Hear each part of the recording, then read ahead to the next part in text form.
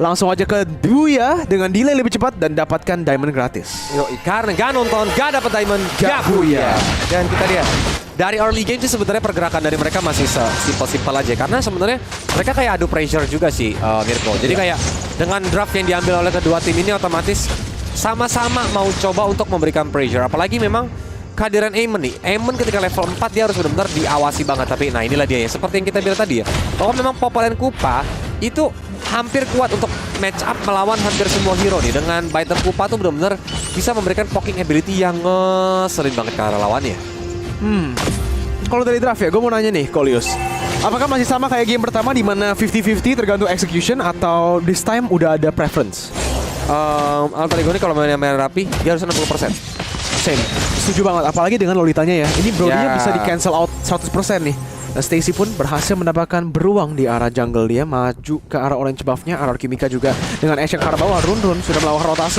Masih ada Kupanya yang menggigit-gigit ke arah Queenie, tapi Po dengan rotasi ke arah bawah coba untuk mengimbangkan arah gold lane-nya. Tapi ternyata Fancy Nancy dan juga Run bakal memilih untuk mundur dulu. Nah, masih santai-santai dulu walaupun memang Queenie sisa satu badar terakhir. Nah ini dia nih. Tapi Ashe udah level 4. So dengan camouflage dia bakal coba untuk mengangkat Fancy Nancy kah?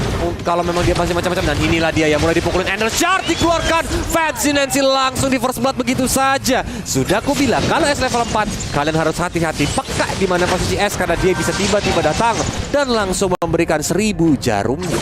Ini not good sih. Kalau misalnya Alter Ego kalah di arah gold lane-nya, Queenie ini bisa nge-scale, tapi lihat, wow, trapnya sangat bagus. Masih ada stun yang dari Run, tapi Queenie dengan flickernya dan juga stun mantap banget, masih bisa kabur, dan itu masih menjadi 1-0 untuk RRQ Mika, di mana mereka juga mendapatkan pressure untuk turtle-nya karena Alter Ego sudah membuang resource mereka ke arah bawah.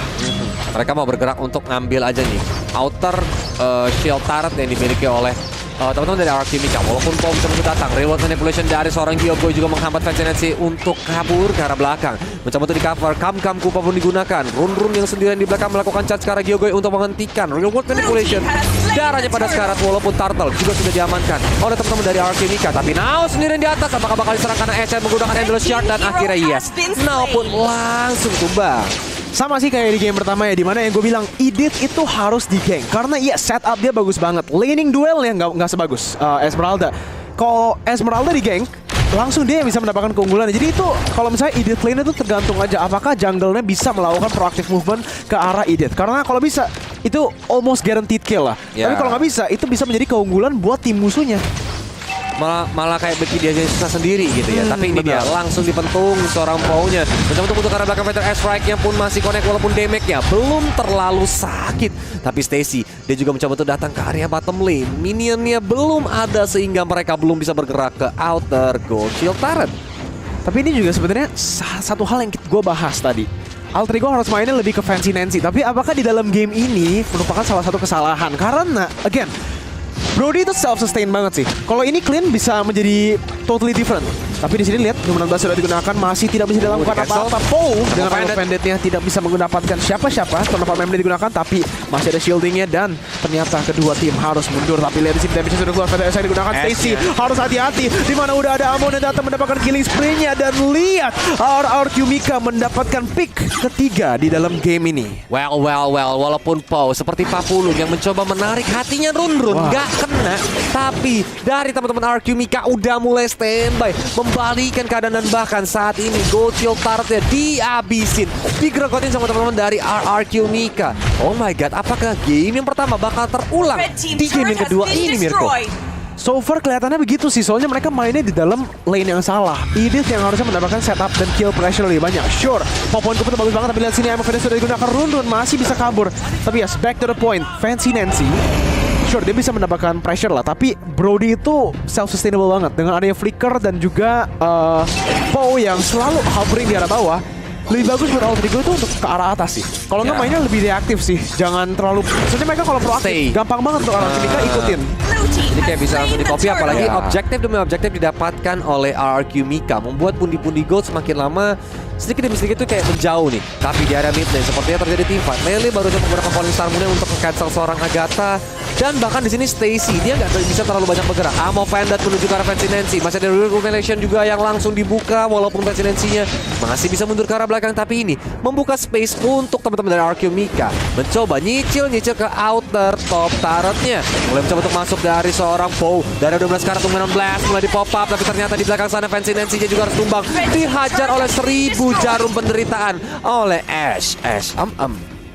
Objektif playnya beneran mantap banget sih dari RRQ Mika di dalam game pertama dan lebih lagi di dalam game kedua, dimana sekarang masih complete shutout 0 turret dari 2 turret yang udah diambilkan oleh RRQ dan juga 4 kill untuk 0. Jadi ini beneran so far itu outclass lah. Ultrigonix tidak memiliki jawaban sama sekali dari pergerakan dan juga permainan RRQ Mika. Ternyata memang kayak dari segi rotasinya, point killnya, walaupun dari segi farming sebenarnya Ultrigonix tetap berusaha sih. Tapi ya at least dengan kehadiran Varsha mereka nggak gampang lah untuk dihajar nanti mulai dari lini tengahnya. Karena kan Feather Airstrike pasti cepet banget untuk nge-clear minion kan. So ini kayaknya nggak bakal menjadi game yang cepat. At least tuh tebakan dari gue pribadi Mirko, ini bakal jadi di atas 12 menit. Oke, mari kita lihat apakah prediksi Coleus bakal bener di sini. Dan Stacy sudah melakukan rotasi ke arah atas. Lele di dalam posisi 1 lawan 3 dan di arah bawah pun masih ada fight di sini, di mana Nao masih bisa melakukan outplay dan masih bisa survive. Di arah atasnya bakal Lele yang ditumbangkan dan juga Tarek tier 1 akhirnya pecah telur buat Alter Igonix. Yap, karena memang dengan kehadiran Popolen Kupap, CEO PT bongkar turret sejahtera nih, membuat itu dari hati RRQ Mika pastinya kayak was-was, dekser. Setiap kali dia ninggalin lane dan Popol Kupap muncul, apalagi bersama dengan minion jika dia datang, itu turret bakal dalam waktu nggak sampai 3 detik jebol gitu. Nah ini akhirnya Ultrigonix itu udah melakukan trade yang bagus. Tapi apakah itu udah terlalu telat? Karena lihat gold plate-nya, walaupun mereka bisa mendapatkan positioning dan juga kill di arah atas, itu kepada Esmeralda yang gak punya kill, gak punya bounty. Kalau tadi bunuh Ash itu bakal lain cerita, karena shutdown kan at least. Jadi goldnya bisa langsung balik, tapi sekarang Run bakal langsung ditarik balik ke dalam timnya, di mana RRQ kontrol 100% objektif netral. Dan ini bakal menjadi turtle yang ketiga ya untuk RRQ Mika. Turtle yang ketiga sebelum nantinya bakal berubah menjadi Lord. Dan oh my god, itu sakit banget Endless Shard dari seorang Ash. Benar-benar langsung ke tag seorang Stacy. Varsha menggunakan medan Ash Strike, mencoba untuk di-cancel. Menggunakan Falling Star Moon, tapi sepertinya Lele terlalu bonyok. Dia pun harus mundur sedikit ke arah belakang karena terlalu banyak nahan damage dari turret. Minion gerobak sudah mulai masuk. Reload penetration juga dipapar oleh seorang Gyokoi. Rundurnya sendirian, Amo Vandal juga digunakan, tapi sepertinya mencoba untuk mundur ke arah belakang dengan conceal-nya. Dan outer middle turret pun dihancurkan. Walaupun itu, lihat Piara top lane Nao Idit-nya benar-benar sendirian mencoba sneaky melakukan split push. Wow, di sini juga dimana Alter Ego akhirnya mendapatkan ya again trade-nya yang bagus, tapi apakah udah terlalu telat, di mana turret tier 2-nya sudah menjadi target. Sekarang Falling Star digunakan ke arah depan. Now coba untuk mengkabur di dalam posisi ini, tertangkap melawan 3 orang, nggak bisa kemana-mana dan langsung dipukul oleh Ash, dapat monster kill. Dan ini menjadi bencana, menjadi tragedi buat Alter Igonix. Apa yang mereka harus lakukan di dalam posisi ini? Trades udah mulai keluar di sini, di mana Alter Ego bisa mendapatkan turret di arah bawah, di arah top, di arah atas. Tapi again, apakah sudah terlalu telat? 3000 gold yang sudah diamankan oleh RRQ Mika, dan itu bakal continue snowball terus dengan map pressure yang mereka memiliki. Ya, walaupun memang di menit 8 3000 gold plate itu tidak begitu jauh, tapi memang dari Alter Igonix terlihat terus-terusan mencoba untuk melakukan split push nih. Nah, entah dengan perannya Now ataupun perannya Fancy Nancy, ya memang dari tadi selalu memberikan atau menjadi biang kerok gitu kan, kayak selalu ada di top lane ataupun di bottom lane, yang ngebuat RRQ Mika harus ada satu orang yang harus melakukan defensif. So untuk bermain secara berlima merupakan hal yang sedikit sulit jika memang mereka berhasil untuk melakukan split pushnya. Meanwhile, bottom lane mulai ditarik begitu saja dengan nama Venom untuk mencoba untuk kabur bakal, tapi seperti Endless Shard masih ketahan dengan Guardian of Bulwark dan masih diajar oleh seorang Poe. Walaupun Lelenya sekarat banget dan langsung bertukar nyawa dengan seorang Run. Bukan pertukaran yang baik karena XP lane ditukar sama Roman. Bener banget. Itu apa itu banget dari Alter Igonix berhasil mendapatkan killnya. Tapi sebenarnya kalau lu lihat di sini ya, Coleus, Alter Igonix di dalam game kedua mereka mainnya tuh lebih kayak bukan gimana ya, kayak playing not to lose, bukan playing to win. Ya enggak? Ya kan, dimana mereka tuh mainnya defensif banget, gak ada sure proaktif pun di arah bawah, tapi mereka nggak pernah memaksakan apapun, mereka nggak pernah coba untuk mendapatkan apapun, mereka cuman kayak tunggu kita udah ke bawah tapi kita nggak ngapain, tunggu sampai musuh bikin kesalahan.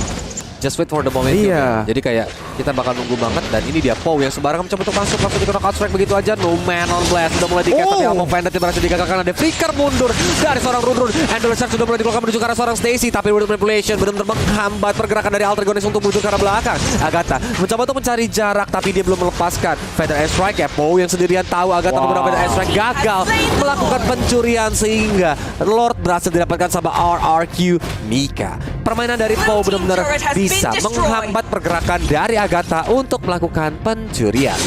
Well played sekali dari RRQ. Fancy Kita Nancy lihat di arah bisa bawahnya. mundur. Fancy Nancy ini gak mungkin bisa di take down sih. Maksudnya Lele bakal wait.